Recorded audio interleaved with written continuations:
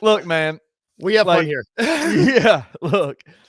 I said today, I think it was on the $2 show. I said, "Listen, I'm so excited." No, it was on Anthony's show. I was like, I get to sit down and I get to stay at home tonight. And my daughter and my wife are in Ole Miss watching the Texas Ole Miss volleyball game on national TV. They're there. They were on national TV tonight watching the number 2 team, Texas, which is my daughter's favorite volleyball team. Yeah. They're in Oxford watching them play. I get to be at home. I get to have the big TV to myself. I can watch the Grizzlies the whole way through. And about midway through the second quarter, I turned it on the Texas Ole Miss volleyball game and said, "I'm good." We're like, "We're good, man. We're good. We're good." This one was bad, man. That was rough.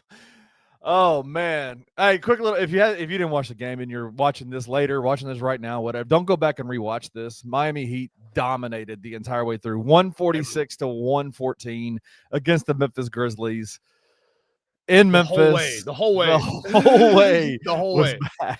Yeah. Oh man, it went bad real quick. Like it didn't like all of a sudden. It didn't all of a sudden like there's just a torrent of like points scored by Miami in the third quarter. It was from like the first quarter on. It was just boom. I mean, Bam what had an 18-point first quarter. It's like what? Why? What happened? I really don't. Did he set the record? I don't know. Once Bam had 18 in the first quarter, I was like, so this is how this game's going to go. Yes, we just couldn't do anything really. Yeah.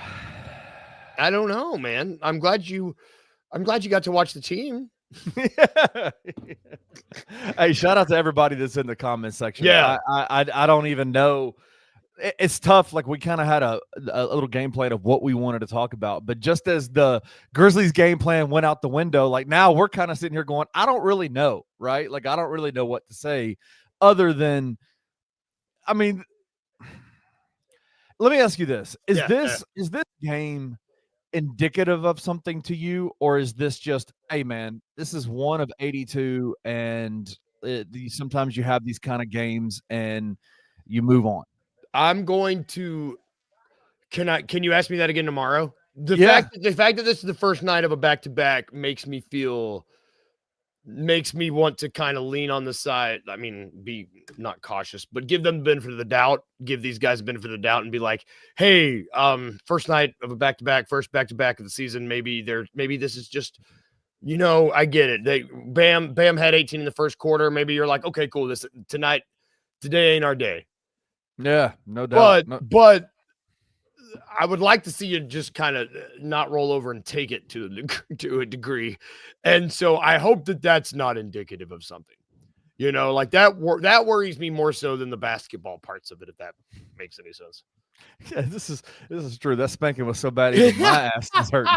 I felt like I started to take that beating personally. Like I was like, I've seen, when I was a child, I have a twin sister who, man, she was always a troublemaker, and she'd get in trouble, and I would be like, oh man, like I don't want to see her get in trouble. Like, oh come on, like don't do that to her. And then anyway, that's what I felt like tonight for the Grizzlies. I was like, oh man, like stop doing that. The whole game, I was like, just when I started enjoying something, I felt like I got backhanded, and I was like, okay, sorry, excuse me for enjoying basketball. Yeah, it was funny. So I was trying to take some notes right during the game, so I can kind of. I'm not one of those, like I'm not Drew. I can't just like remember things and say this is what what I saw, whatever. There were. It was interesting. Like at the end of the first quarter, obviously it was 44 to 25, I think, at the end of the first quarter. Yep. Complete and total obliteration. 44 points in a quarter, number one, is wild. Like, especially coming out in the first quarter. Usually there's kind of a team will take a minute to kind of get into the game and kind of get into, the flow of the game. And it was immediately Miami was on 10 and they were shooting the ball and they were doing everything. And the Grizzlies were playing okay offensively, But defensively, it was another situation. Like you just saw what you saw out there. They were terrible defensively. Just zero pushback whatsoever. And I looked back at the box score during that time. Like I was like, let me look at the box score and see kind of what are some of those key statistics that I could look at and go, this is what's going on here. Yeah. After that first quarter, it was 3-point percentage shooting, and it was rebounding. Let me see what I wrote here. 17-9 Miami versus Memphis in the first quarter in rebounding. 3-point shooting, 7 of 9 for Miami, 1 of 9 for Memphis. Right. So in terms of like the difference there, like that's what you're seeing. And then by the second quarter, I looked at the box score and I was like, it's everything. Like everything. All the other stats were starting to kind of like, you could go, okay, if they could just fix the rebounding, if they could somehow get more rebounds, somehow stop Miami from shooting the ball so well, and maybe knock down a few threes, they're right back in this game. By the second quarter, by the end of the second quarter, I was like, yeah, everything else fell off. The entire box score is in the favor of Miami. Yep. The rebounding thing, our Goose got cooked on the boards. Like, what was the total? We were out rebounded 57-41 on the game. Yeah. Like, I know that what is it after the first 4 games we're eligible for a hardship player exception? Are we going to sign a big to help 3? Are we going to sign a big? Because we need some sort of help here. Like, yeah, we can't keep patchworking. Like Omax, Santi, PJ Hall. These guys it's not going to, if this is indicative of what we're going to be up in for moving forward, I can't do this. I can't do this. Well, and I think pretty much across the board on the entirety of the BCM network throughout this preseason specifically, we said it like, hey, rebounding is going to be an issue. The big rotation is an issue. And once these first 3 games of the season are up, you do have that hardship exception. You go out there and absolutely find a big that could be a potential, fix for the season, like not fix for these first, 25, 30 games. And just see what happens, right? Like just get some extra bodies out there. I think once again, and I think the concerning part for everybody is once again, we're seeing the bigs, even the small amount of bigs that we have, getting in foul trouble early on. Jock Landale had 2 in the first quarter. I think 2 in the first rotation. And then, Jaren had 4 in I think, was it 4 or 3 in the first half? I can't remember which one. Was it 3? Yeah.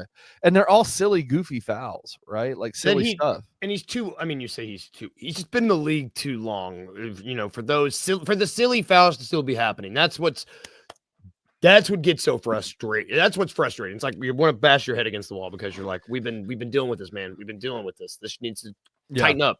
Yeah. And I think it's one of those things where you think about with Jaren as a big, especially with the size of these guys, the speed of these guys out there, you're going to pick up fouls. You're going to pick up offensive fouls. You're going to pick up fouls that are kind of aggression fouls, if you will. Yeah. It's those silly kind of pity pat fouls, like with his hands and things like that are just like, those are what kill you. It's not the driving to the basket and giving a call to Bam Adebayo for sliding in up underneath Jaren under the basket for a charge. Like those are the kind of fouls you're going to pick up, especially with the NBA ref whistle specifically for guys like Bam Adebayo, who are going to get the benefit of the doubt, I think, with those kinds of calls. Yep. Those don't kill you. Like those don't bother me at all. It's the fouls. It's the still learning how to set a screen. And like I said that we saw in the first half, we saw kind of a glimpse of the Jaren pick and roll, and I really liked it. Like I liked what I saw. But even in the in a group text I'm in, I was like, "Hey, he's lucky he didn't get called for a foul on that pick right there because he stuck his hips out, right? Like he instead of just staying patient and staying planted, he swung his hips and I think it was Davion Mitchell, I think maybe, who was guarding him, and he popped Davion when Davion was already around him, and I was like, man, he's lucky he didn't get that called for a foul. Like it's those little silly things that literally like." when you're depleted already as you are, You have and to you be. pick up those kinds of fouls, Luke, it just becomes almost impossible to recover from that. It's like it's a momentum killer. It's like where did. Yeah, thank you, courtside my hair. This is what happens. I do this the entire game, and this is what happens. You know who that is? For some reason, YouTube is doing that's. Oh, Wayno. it's Wayno. For some It's reason, Wayno. For some reason, YouTube is now switching everybody back to their handles instead of their names. So anyway, that's Wayno. Shout out Wayno. Triple J has to be more disciplined. I saw that somewhere in the comments. Like that's what, like, without, when you are kind of like an ambassador of this team, and you're definitely the ambassador of our freaking front court right now. Like, you have to be more disciplined, man. You can't get these ticky-tack fouls, like, because we need you. It's these early games. You are so needed. You know, it's I want them to trip down and be like, brother, do you understand the importance that we need you right now?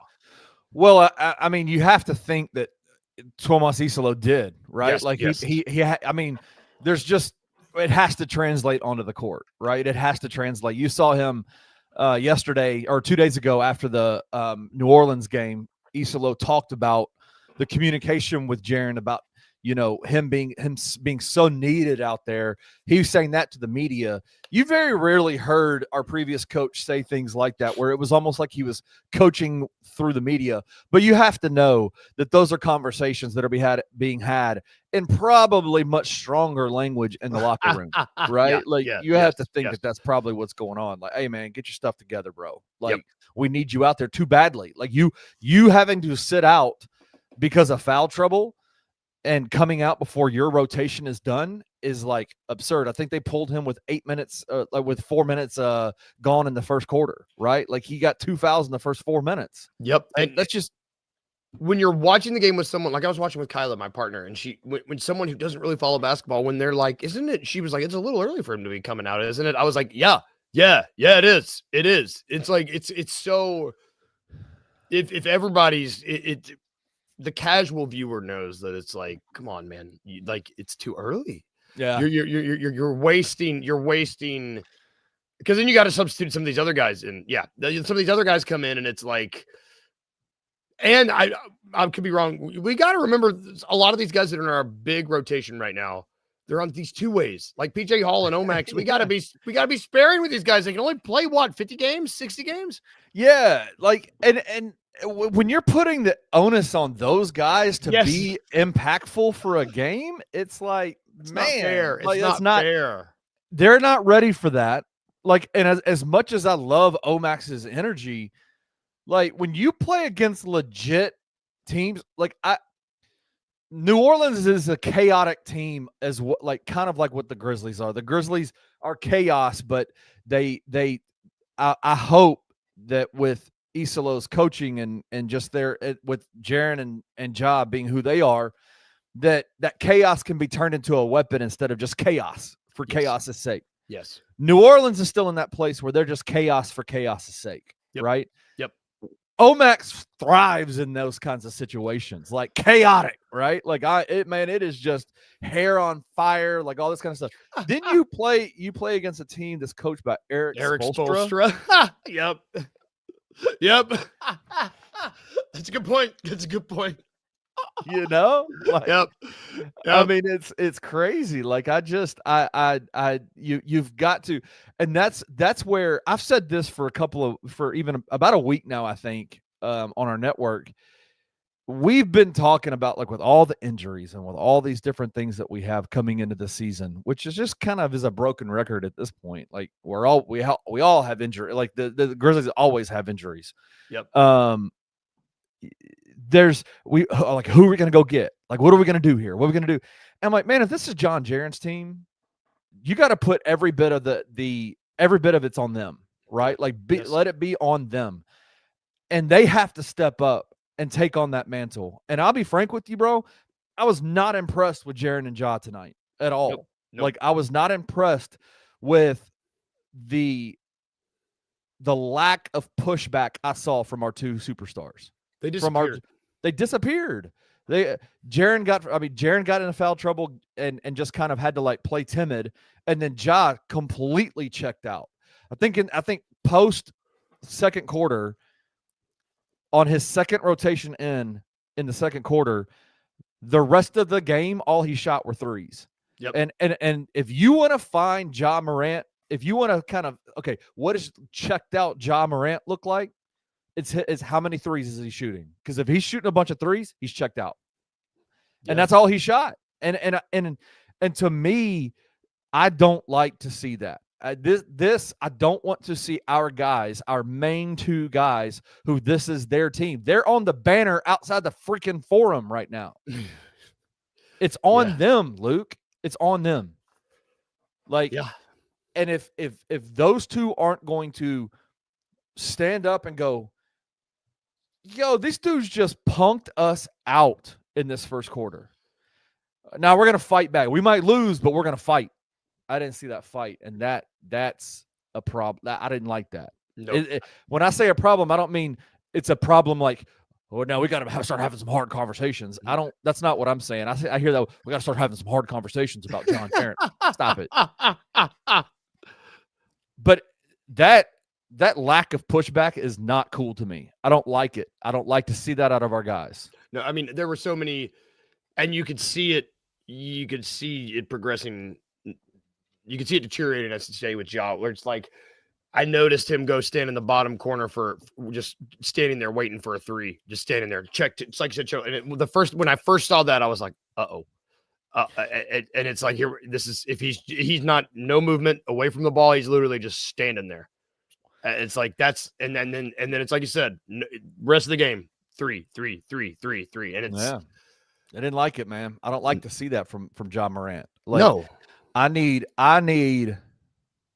Yeah, I've coached teams in the past, and I've coached like little kid teams, not like high level teams. Like, I used to coach at a gym here in Memphis, and it was a after school program. We would have kids come in, and we would create teams, and I would coach the high school kids. And one of the things that bothered me, and I always would have conversations with those guys, is when you respond the way that you're responding when your team is losing, you're saying what your facial expressions, the actions that you're creating, is that it's y'all's fault that we're losing here. It's the other four guys that are wearing the same jersey as I'm wearing. It's y'all's fault that we're losing.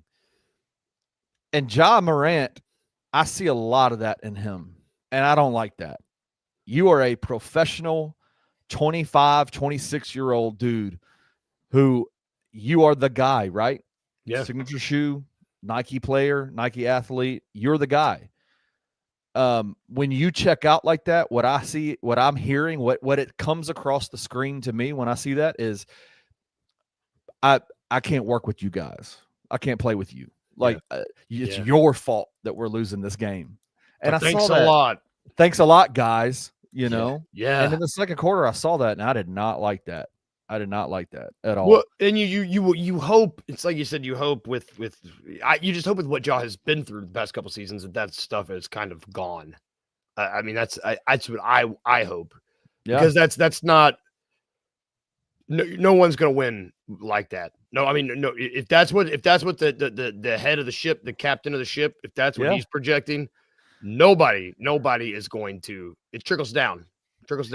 And I could very well be wrong about that, but I'm just telling you what I saw. Like, I'm just telling you what I saw and what bothered me about that. Like, what his reactions on the court during that first and second quarter, what it showed, what it came across as, what the body language, like the story that the body language was telling me. Like, I did not like the story that the body language was telling me. Like, like, how dope would it be if our guy would be as more engaged and more into like what's going on out there on the floor when they're getting waxed by 40? Like, yes. Hey man, like, these dudes are punking us. All of us are taking this personally. Let's go out and fight. Not let's let go of the rope and make Santi Aldama pick it up, or Cedric Howard pick it up, or Jalen Wells pick it up. In the third quarter, they started the third quarter off, and I saw Ja wave the ball off multiple times to give the ball to Jalen, just like that happened last year with Desmond Bane. There was a reason why Desmond Bane had the ball in his hands as much as he did last year, because Ja waved them off and said, I don't want it, you take it. It's not okay, man. He should want it. He should want it Yeah. every single possession. He should want it. He should. He needs that. Yeah. I don't like it. I don't like it. Listen, this is usually a quick show, so let's do this. We talked about it. That's kind of a game review. Let's talk about what we did like. What did you like about tonight? Is there anything that you liked? I just like that Cedric Coward can. I mean, I guess it's the easy answer. I'm just happy to continue. He doesn't look like the player that we saw in preseason. He looks better. I mean, he started the game. He didn't miss a shot up until the second half, right? Yeah, no, he missed. I think he went 3 for 3 in the first half, and then in the fourth quarter, I think he shot a 3, missed it. That was his first miss of the season, and then he ultimately ended up making 2 threes after that. So shout out, yes, absolutely. I mean, and 16 points. I don't know, man. Like 2 rebounds, 2 assists, 2 steals. Yeah. He's just that. I mean, that was the biggest question mark heading into the season, right? Like other than health, it was like, what do we got on this kid? Yeah. This kid hasn't played basketball in 6 months. It's almost, I mean, maybe even longer than that. Like, what to expect from this guy that we traded up for? And we know what it's like as Grizzlies fans to trade up for a wing that we like, quote unquote. We've done that before. It seems that this one is going to pan out, and he's. Yeah. You want to talk about someone whose body language I like the entire game? Yes. Like this kid fought every. He was out there fighting when they were down by 40. Like, dude. And that's what you want to see. Yes, you saw him holding onto the rope on both ends of the floor defensively. He was playing hard the entire time he's out there. Yep. I really do. I have full expectation, Luke, that the reins are about to be taken off of Cedric Coward, and I think he's going to be a full, like, the trust, right? Like we know this as athletes, you have to gain your coach's trust. Yes. And I think in a very quick form, Cedric Coward is doing that. He is playing hard, playing well on both ends. I think the next step of development for him is seeing what his handle looks like. I think we need to get that handle a little bit tighter, right? Like, because he's so long and so quick and so athletic, you got to be able to turn the corner faster, like that. And that's kind of where he struggles a little bit, is when he does get that ball, is the handle is not tight enough to where he can hit a corner really hard. We saw him do it once on that reverse layup that was sick against Bam Adebayo. Beautiful, right? Yep. But I have really enjoyed what I've seen out of Cedric Coward in the first 2 games this season. I think I've said this all throughout the summer. I think if Cedric Coward hits for the Grizzlies team, I think it changes a lot of things for this Grizzlies team. And I think he's hit so far. I mean, he's the big when you look at like the variable. If the season is a math problem, he was the biggest variable, right? Yeah, like we just didn't know, right? Like we just don't know. We just don't know. We don't know. We didn't have enough sample size. It was all question marks, and in theory it was great. Yeah, and I love the idea of seeing him earn the trust. That's a great, just being able to watch it happen in real time, I think is really fun because I think you're right. I think that's what's happening. You can see with how he's hustling his ass off, man. Right. You just diving for ball. It's the kind of stuff that, if you're a head coach, I mean, like you're saying, you see that and you're like, oh, I'm going to play this kid more. This kid's playing more. Yeah, absolutely. I think so I didn't get to watch the first half of the first game against New Orleans. I was at my daughter's volleyball banquet. Was Cedric one of the first guys off the bench during that game, or was he? He was third. First it was Santi and Omax, and then it was him. Okay.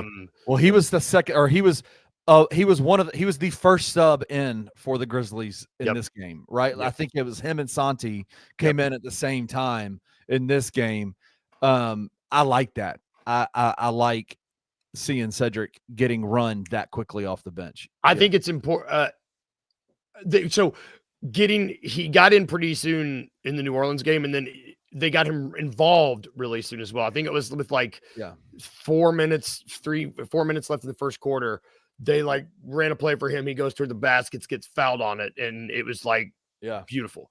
And then they I think it's important to get him involved early. Yeah, I just think, and they've done that through 2 games. We'll see what they do tomorrow. I hope it's more of the same there. Yeah, absolutely. I did also like seeing Said hit 2 threes. Yeah, man. Yeah. I have said this. I got made fun of for saying this. I did not care that those shots weren't falling in the preseason.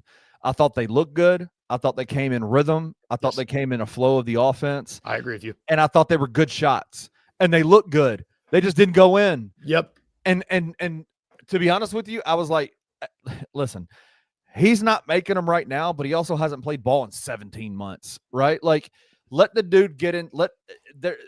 I guarantee you the rim for a long time, especially during the preseason, looked like a damn ocean away. Right? Yes, like yes. That's what happens when you don't play ball for a long time. Is you just everything you feel like you're having to just like get it.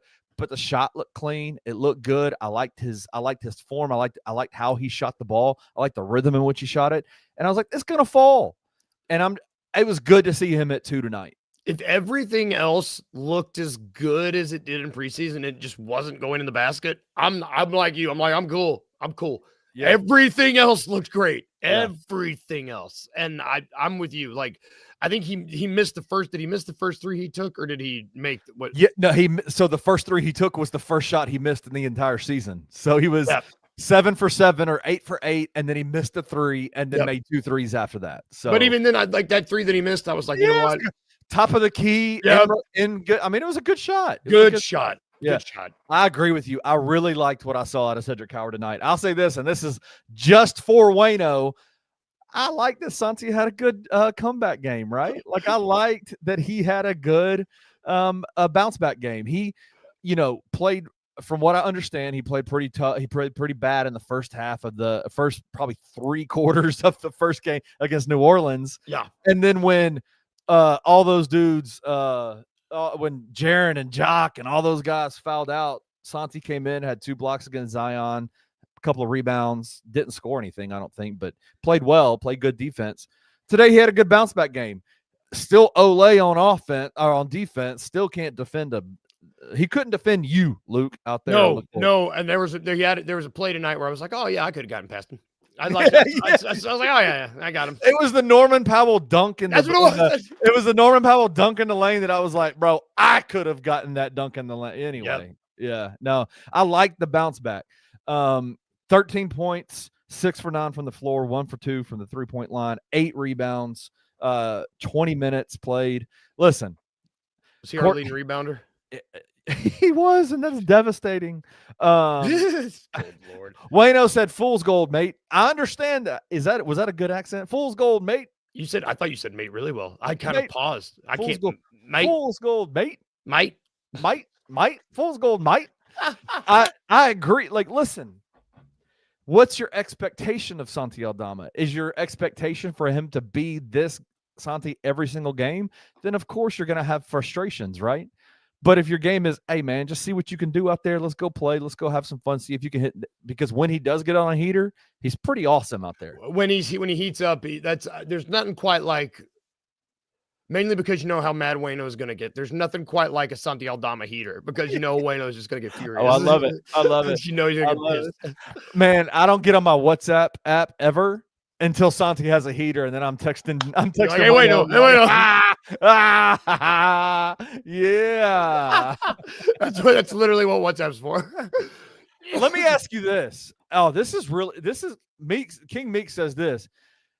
Do you think that Terry Rozier being arrested last night, are we seeing, is Miami the greatest team ever now that Terry Rozier's not blowing games for him? Well, so I try to remember who it was. I think it was either Drew. I think it might have been Drew texted me, and he said, yeah, the reason that they're playing this well is because the Mafia has Terry Rozier at gunpoint, and they're like, you make every shot or Scary Terry gets it. Like, something's going on because, I mean, you get Terry out of here.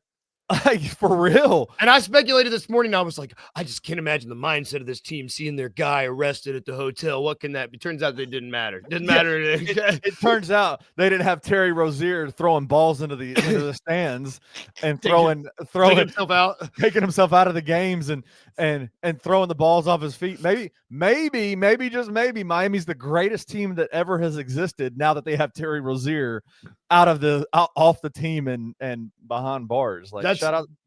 That would explain the look on Spo's face, because Spo looked like he was coaching like a war out there, and he was like, I lost my guy Scary Terry, and now I'm taking these guys. It's man. Maybe Scary Terry's been hurting them for a while since we just didn't know. We just didn't know. Maybe we just didn't know. That's man. So what I liked is, and this is the only thing I liked outside of Santi, is that we got another one tomorrow, bro. That's the thing. We got another one tomorrow. It's a twofer. Like, this is what I love about the NBA. Like, listen, I know for the next 24 hours, and I'm kind of thankful we don't have any shows tomorrow to kind of talk about these things. I know for the next 24 hours, Grizz Twitter is going to be lit ablaze with everybody's recommendations of what the Grizzlies should do and why they should blow it all up. And maybe we should have taken the Miami trade for Terry Rozier and Jaime Jaque or whatever his name is. And I can't say it every time I ruin it. Yeah, like maybe we should have taken that and now it's time to have. I guarantee you're going to see all over your timeline tomorrow.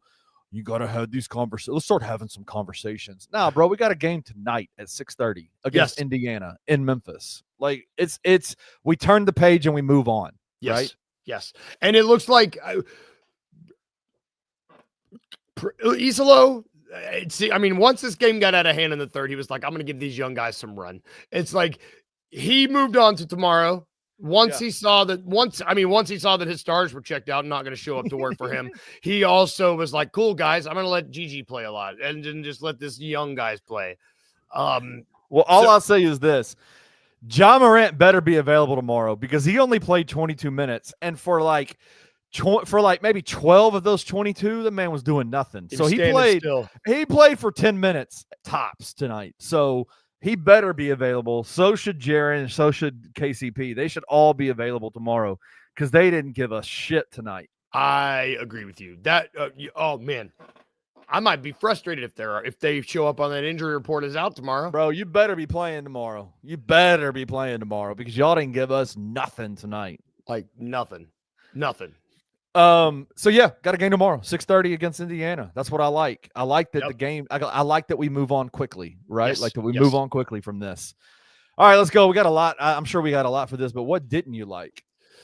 Oh God. I'll give you one number I didn't like. It's 28.9. It's the percentage that we shot from three.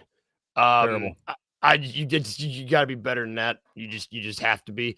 And I mean, in a game where we shot almost 90% from the line, or like normally we shoot like dog shit from my French from free throw, and I hate it. But like that number was fine tonight. But like you got to shoot better than 28% from three. You just you have to. And we attempted 45 of them, and just weren't more. And I mean, people were going 0-3, 0-4. Like Cam Spencer, who normally has a decent shot, was 0-4. Yeah. Ja was 0-4 from three. You want to talk about being checked out? They're right there. Like. Yeah, Gigi shot 3, missed 3. Javon Small shot 6 and missed 4. Cam Spencer 0-4. Yeah, rough night shooting, man. And Landale, I think, who made 3 or 4 against the Pelicans, didn't make any of them today. Like nobody was making threes. Nobody. Who made the most? No one made more than Jalen made the most, and he made 3. Yeah, Jalen made 3. He shot 3 for 7. That's not. And what I don't like is it. Most of those shots weren't out of they weren't like into the shot clock type of shots, like kind of throwing them up for a Hail Mary type of situation. They just weren't making them, and Miami was making everything. Like they're making everything. They're making everything. I don't know. I don't know. It felt like that first half, particularly, Miami was just making every shot they took. Yeah, and a lot of that is just the Grizzlies were not pushing back, playing defense. That's the thing I didn't like. I did not like the zero pushback.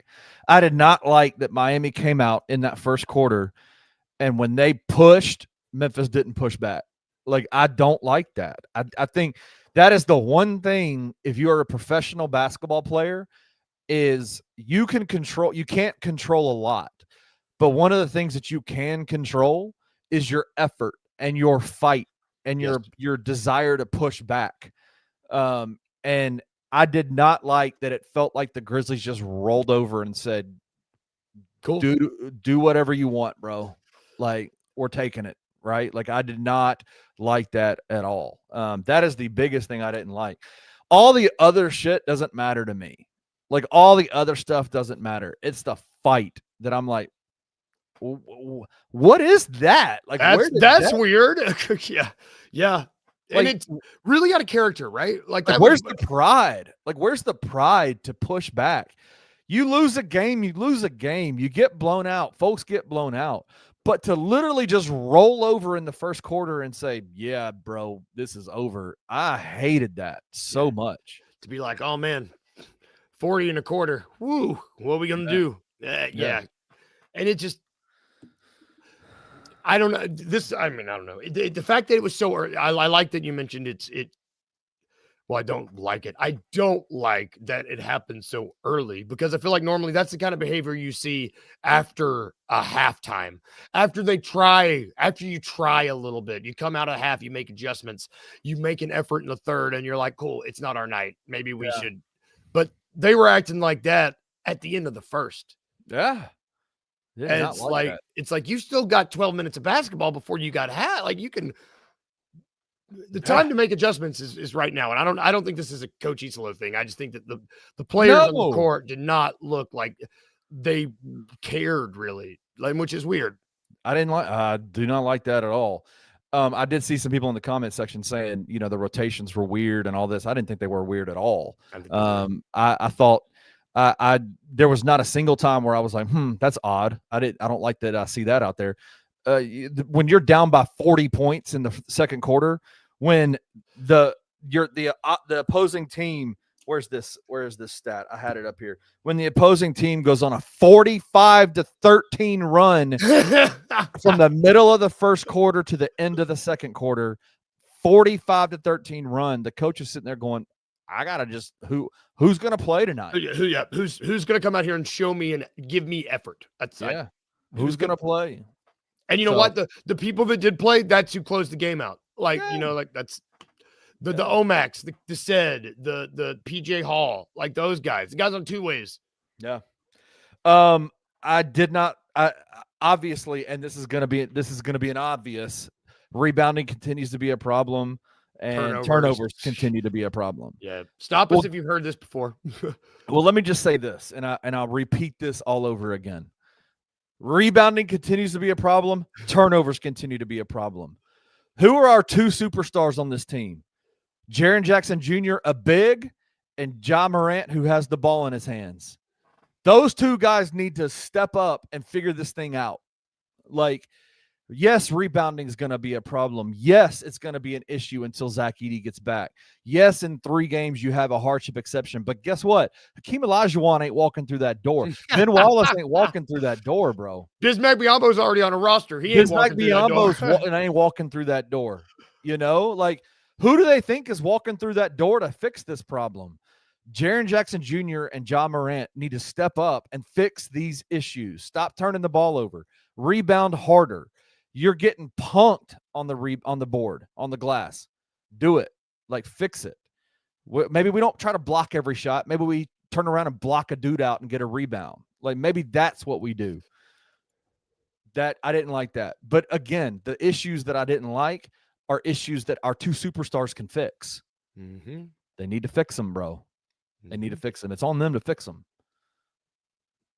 That's what I didn't like. Trickle. It's starts. I mean, how I see my boss, my superior act inspires me to want to be better, right? Like, if Ja and Jaren can tighten this damn thing up and be like, cool, it's on us. It's on us. Yeah. That's going to affect. You think if PJ Hall, excuse me, sees combining Javon Small and PJ Hall, if PJ Hall sees Jaren go out there and get 10 boards, like you think PJ Hall is going to go out there and just like he's going to rebound his ass off? They're Right. You lead by example, and this team, the very identity of this team is kind of wrapped up in John Jaren and like what they do. It is. It's in the blood of this team. It's in the DNA of this team. They really need it's on them. I want to make sure I got this number right. Roman, shout out to Roman. Roman is the beat writer, beat reporter for Bluff City Media for the Memphis Tigers. Yeah. We got a new show starting next week with Roman Cleary and Shamaria Wiseman called On Beat with BCM. It's going to be all about Memphis Tiger basketball. Look out for that. It's going to be a lot of fun. Roman comes in and he says, I wouldn't react too much to rebounding until next month at least. They really don't have a front court right now besides Jaren. Roman, I feel you. Jaren had 3 rebounds tonight. Oh my God. He had 3 rebounds tonight. So, yes, they don't have a front court right now besides Jaren. But if he had doubled that, if he had tripled that, like that's what I'm saying. I'm saying it is what it is. Yes, rebounding is going to be a problem. I understand that until Zach Edey gets back. KCP had that many had the same rebounds as Jaren Jackson Jr. They had the exact same. And I know. Listen, I get it. I know.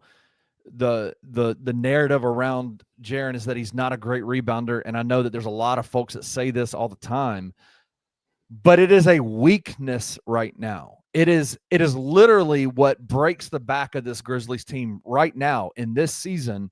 The lack of offensive rebounding, the lack of defensive rebounding, the second chance points, the multiple possessions, the multiple touches that a team can get, the opposition can get during a game because of offensive rebounding is a major problem for this team because of the lack of depth in the front court.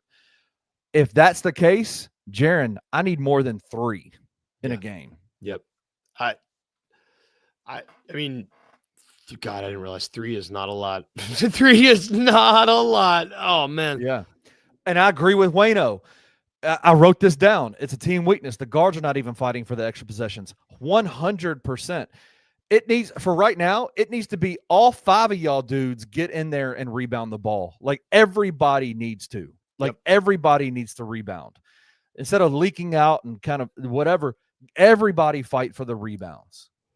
It just is what it is, man. Like, and that's what, and that's just what's gonna. It's like you said, it is what it is. They all just need to realize it is what it is right now, and it ain't gonna get better. And you just change how you play. Yeah. Like, stop. Don't let them get multiple possessions. Don't let them get multiple shots up in a possession. Like, if you can stop them, if you can get 1 shot and a rebound and go, then you're good. Like, a lot of things change for this team. Yep. But Miami broke their back by getting easy putbacks, easy second chances, easy shots in that first quarter. It broke their back. Yep. And it's once. I mean, and once it's like once it starts, it's just tough. It's like once it's like if you can limit the shot to 1, if you can limit it, constrict it to 1, your life is just so much easier. And they made their lives the lives out of the gate. Their lives were hard in this game. Yeah, absolutely. Real quick rundown of some of the other scores. Timberwolves are up by 5 in the second quarter against the Lakers. The Warriors are down by 3 to the Trailblazers. Fighting for Chauncey Billups. The Kings are up against the Jazz at halftime by 3, 49-46. And the Suns are beating the Clippers by 6 with 4 minutes left in the first quarter. So did the Wizards just beat the Mavs? Wizards just beat the Mavs by double digits. The Spurs beat the Pelicans in overtime. The Pistons beat the Rockets. Wow, good comeback by the Pistons. Knicks beat the Celtics 105-95. Cavs beat the Nets 131-124. The Hawks beat the Magic. Let's go. Let's go. Let's do a little quick check-in on our guy Desmond. Yeah, let's see how Des is doing. I like this. He had 15 points, 1 for 8 from three-point line, 5 of 14 from the field, 7 rebounds, 5 assists, 2 fouls in 33 minutes. Oh, Paolo Banchero had a rough game. 11 points, 4 of 15 from the field, 0 of 5 from the three-point line. played 36 minutes and had 11 points. They will not win many games if Paolo does that. Nope. Bucks beat the Raptors 122-116. Giannis had and a that's monster it. game, didn't he? Did he? Let me see. Let me look. Did he have a monster quarter? Giannis had 31 points, 11 of 14 from the field, 2 of 2 from the three, 31 and 20, 31, 20 and 7. Woo! Jesus. It's a freak. The freak. Yow. Yeah. Oh, shout out to Roman. Yeah. We will be having Tigers Live this year after Memphis Tiger games. So Francis Carlotta, Roman Cleary, myself. Yeah. We'll be back on after Memphis Tiger basketball games. Guess what, man? They got a big one on Monday. They got an exhibition game against Arkansas, the return. Oh, yeah. That's right. John Calipari, the St. Jude Hoops, the Hoops for St. Jude Tip-Off Classic. That's Second Monday? annual is Monday night.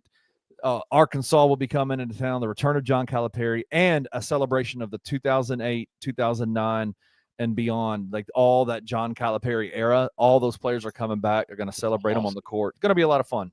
That's awesome. Yep. Are you going? It's going to be good. I'll be on the baseline. You'll see my big ass on the baseline. Your big ass. I'm much larger than most of the people that sit on that baseline. It's kind of scary. And then my legs fall asleep. And have you ever seen that video of that cameraman that gets up on the baseline after sitting down for a while and he starts walking around and falls down? He falls asleep. That's you. That's gonna be you. That's gonna be me. I love it. I love it. Listen, Luke, thank you, man. I know you did this last night. You're not going to be on every single game, but thank you so much, man. Yeah, dude, I love it. I'm just glad that we get to talk. Well, no, I'm not glad we got to talk about a loss. I'm glad it's not 2 wins because I don't want people getting the idea that I'm a good luck charm because I'm not. You and your hair are a good luck charm for life, bro. For life. My favorite thing is you go back, watch the daily grind from the morning where my hair looks good, and then by the end of the game, I look like Syndrome from Incredibles. I'm like, listen, you are a trooper, man. You were the first show of the day and the last show of the day, dude. You're the man, bro. You are the man. All right, bro. All right, Grizzlies lost to Miami 146-114. Total beatdown. But guess what? They play tomorrow night. Play tomorrow. Turn the page. At 6:30 against Indiana in Memphis.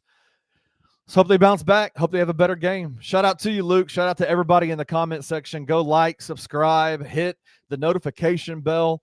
Man, help us grow this thing. We're growing. We got a lot of folks that watch the stuff that we do, man. Help us comment, open the algorithms up for us. Spread the algorithm out.